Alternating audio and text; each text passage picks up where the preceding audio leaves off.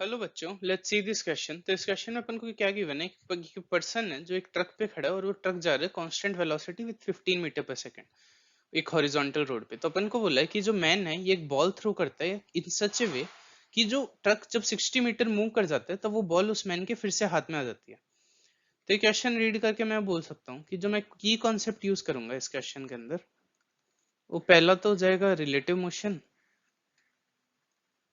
और दूसरा हो जाएगा इक्वेशंस ऑफ मोशन। तो अगर मैं आपको ये डायग्राम से समझाऊं तो मान लो ये ट्रक है, ये जा रहा है 15 मीटर पर सेकंड की वेलोसिटी से। ये मैन है।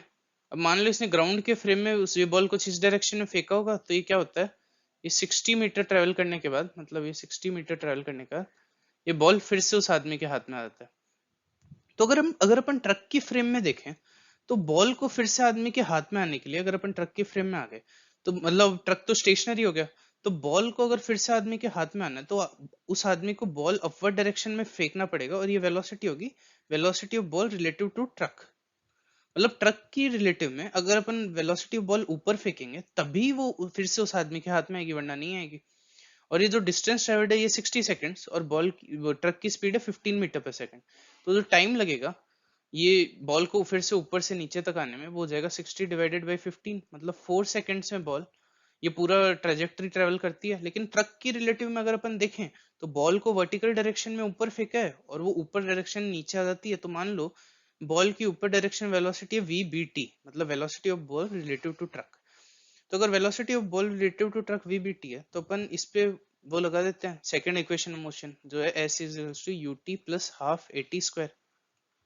तो डिस्प्लेसमेंट तो गया जीरो, इनिशियल वेलोसिटी कितनी है VBT, टाइम कितना लग रहा है इसको 4 सेकेंड्स प्लस हाफ, एक्सेलरेशन कितना है इस पे -10 और टाइम कितना है 4, तो इसका स्क्वायर। तो इससे अपने पास VBT की वैल्यू आ जाएगी 20 मीटर पर सेकेंड, मतलब velocity of ball relative to truck आ गई 20 मीटर पर सेकंड और ये अपवर्ड डायरेक्शन में होगी। वरना अगर ये अपवर्ड डायरेक्शन में नहीं है ट्रक के रिलेटिव में तो ये बॉल उस आदमी के हाथ में आ ही नहीं सकती फिर से, क्योंकि अगर अपन ने इसको किसी एंगल पे फेंका तो ट्रक के रिलेटिव में फिर ये तो किसी इस एंगल पे चली जाएगी और ये कहीं और जाके गिर जाएगी। तो अपन बोलेंगे ऑप्शन ए क्या है, the speed of ball as seen from the truck is 20 meter per second. तो ये तो करेक्ट है, ऑप्शन ए करेक्ट है। ऑप्शन बी क्या है, the direction of initial velocity of ball is upward as seen from the truck. तो truck के रिलेटिव में तो direction of ball upward direction में ही है, तो ऑप्शन बी भी करेक्ट है। फिर ऑप्शन सी क्या है, the initial speed of the ball as seen from the ground is 15 meter per second. तो velocity of ball relative to truck है 20 meter per second upward direction में। तो अपन इसको क्या लिख सकते हैं, velocity of ball relative to truck को velocity of ball minus velocity of truck is equals to 20। तो वेलोसिटी ऑफ बॉल कितना हो जाएगा 20 प्लस वेलोसिटी ऑफ ट्रक। तो 20 तो बॉल की वेलोसिटी है इस डायरेक्शन में और ट्रक की वेलोसिटी है 15 इस डायरेक्शन में, तो इन दोनों का जो सम होगा वही बॉल की वेलोसिटी होगी ग्राउंड के फ्रेम में।